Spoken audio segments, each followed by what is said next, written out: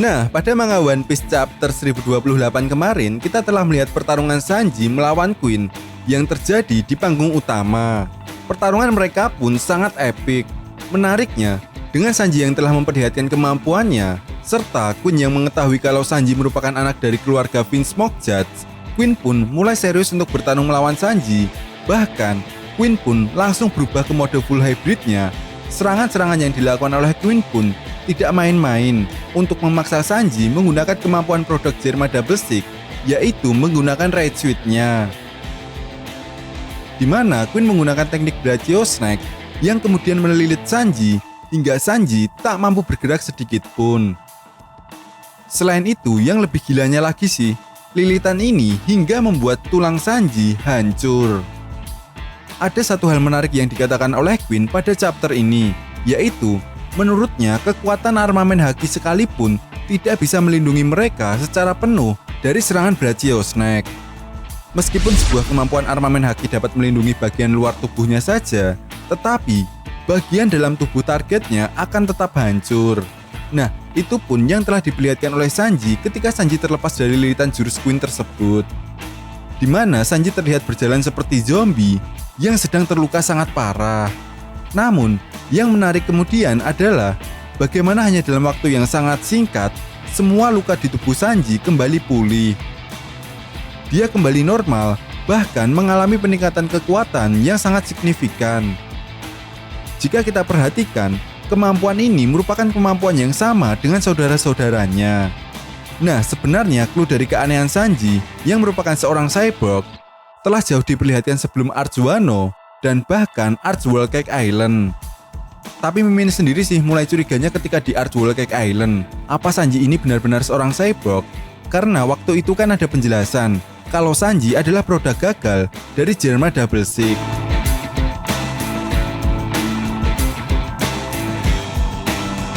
Nah, jauh sebelum Arch Whole Cake Island sendiri, lebih tepatnya pada manga One Piece chapter 80, Sanji pernah bertarung dengan salah satu anak buah Arlong yaitu Kurobi.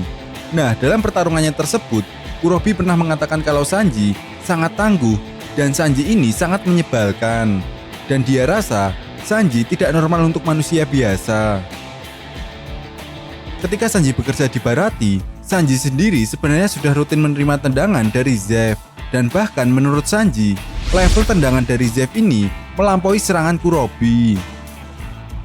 Menariknya, pada manga One Piece chapter 84, ketika Sanji terkena pukulan Fishman Karate milik Kurobi, Sanji mengatakan, jika pukulan tinjumu itu hanya level 40, berarti level tendangan si kakek tua itu adalah 400. Di mana kakek tua yang dimaksud oleh Sanji ini adalah Zeff. Meskipun begitu, Sanji pada saat itu belum terlalu memperlihatkan siapa dia sebenarnya, karena Sanji belum benar-benar kebal pada saat itu. Dia pun masih bisa cedera selama petualangannya. Tapi memang sih, petunjuk-petunjuk seperti ini menegaskan kalau tubuh Sanji memang sejak awal lebih kuat dari manusia biasa. Selain itu, Sanji mengaku tidak pernah sakit sama sekali. Hal ini dapat kita lihat pada manga One Piece chapter 130, di mana saat itu kondisi Nami yang sedang sangat memburuk. Suhu tubuhnya pun sangat tinggi. Ketika itu, Luffy bertanya kepada Sanji, apakah kau pernah merasakan sakit? Sanji kemudian hanya memiringkan kepalanya dan mengatakan kalau dia tidak pernah merasakan sakit. Entah saat itu hanya sebuah candaan Sanji atau tidak, tetapi menarik sih jika Sanji mengatakan bahwa dia tidak pernah sakit. Nah, ini nih yang menurut aku paling menarik. Ketika Sanji pertama kali menggunakan jurus Diable Jambe, lebih tepatnya ketika melawan Jabra, salah satu anggota Sipinan ketika itu, tendangan yang dibuat oleh Sanji ini mengeluarkan api, di mana hal ini pun membuat kaki Sanji seperti terbakar, dan tentunya menambah damage serangan yang dibuat oleh Sanji. Menurut Sanji itu terjadi karena semangatnya yang sangat membara. Memang sih awalnya kita sebagai penikmat One Piece tidak mempermasalahkan hal ini. Toh karena Zoro saja bisa memiliki banyak tangan dan kepala ketika menggunakan mode Asura miliknya. Dan mereka pun sama-sama tidak memakan buah iblis. Tentunya ini membuat Diable Jambe milik Sanji terasa lebih masuk akal daripada mode Asura milik Zoro. Sebenarnya bukan sampai di sini saja guys. Keanehan selanjutnya ketika Art Hazard, di mana ketika itu Sanji bertarung melawan salah satu pengguna kekuatan Bushoku Haki yang bisa dibilang cukup dahsyat, yaitu Virgo. Nah, kemampuan bertarung Sanji pun dengan mudah dapat diimbangi oleh Virgo. Mereka berdua saling menggunakan kaki untuk menjual beli serangan. Sampai di suatu momen, di mana kaki Sanji diperlihatkan retak akibat tendangan Virgo yang sangat keras. Tidak diperlihatkan dengan jelas sih ketika itu apa yang terjadi. Namun anehnya setelah kaki Sanji retak, Sanji bisa berlari seperti tidak terjadi sesuatu. Nah, dari sini kita bisa menarik kesimpulan. Sebenarnya apa yang pernah dikatakan oleh Queen bahwa kemampuan aneh Sanji yang dapat mengeluarkan api jelas tidak masuk akal jika Sanji adalah manusia biasa. Mengingat hanya ras Lunaria seperti King saja yang mampu memiliki kemampuan ini.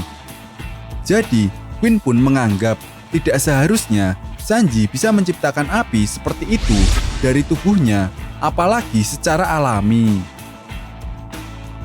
Jika kita ingat-ingat kembali ketika time skip, Sanji ini sebenarnya tidak berlatih haki seperti Luffy atau berlatih teknik dan kemampuan baru seperti halnya Zoro. Hampir setiap kekuatan dan kemampuan yang Sanji miliki dia dapatkan secara natural. Apa yang diperlihatkan oleh Oda Sensei pada manga One Piece chapter 1028 terkait dengan peningkatan kekuatan Sanji bisa dibilang adalah sesuatu yang wajar dan tidak merusak image dari Sanji apa yang sudah dibangun selama ini. Oleh sebab itu, setelah time skip, Sanji kurang mendapatkan fokus dalam pertarungan dan justru harus langsung berhadapan dengan sosok yang kuat seperti Virgo dan Doflamingo. Di mana hal ini pun membuat Sanji tidak bisa langsung mengalahkan mereka. Baru di Art Wano ini, Oda sepertinya menghadirkan potensi sesungguhnya dari kekuatan Sanji. Dengan membuat Sanji bertarung dengan level karakter yang jauh lebih di atas dari kekuatan Sanji. Dan Queen pun saat ini merupakan lawan yang paling kuat yang pernah dihadapi oleh Sanji.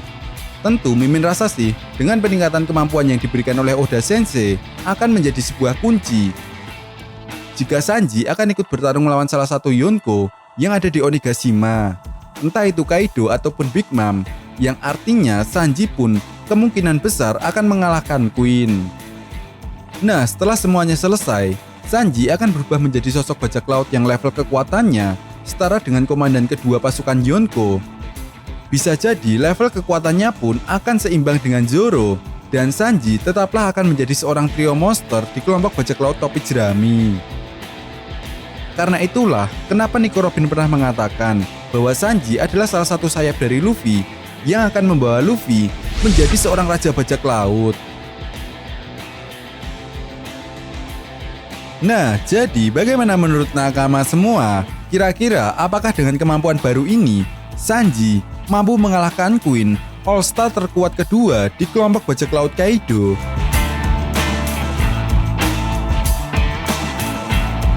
Oke, jika kalian punya pendapat lain atau ada yang ingin ditambahkan tentang pembahasan video kali ini, silahkan berikan komentar kalian di kolom komentar. Sekian pembahasan video kali ini, dan sampai jumpa lagi di pembahasan berikutnya. Terima kasih.